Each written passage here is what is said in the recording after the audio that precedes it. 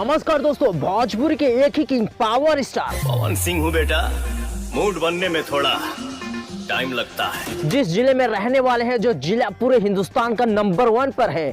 जी हाँ दोस्तों, वही जिला जिसका नाम है यारा, जो देश का किला भी हिला चुका है। इस जिले पर नए साल में विरोधियों ने ला दिए हैं एक गाना जो कुछ इस तरीके से है।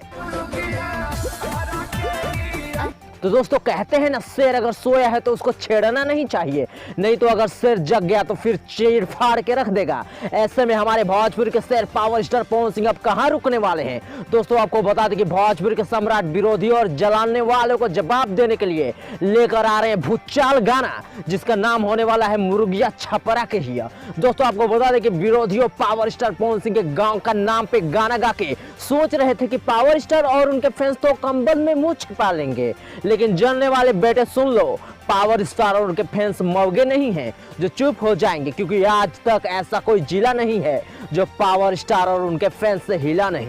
ऐसे में अगर पावर स्टार के गाने का सपोर्ट करना चाहते हैं तो दबा के शेयर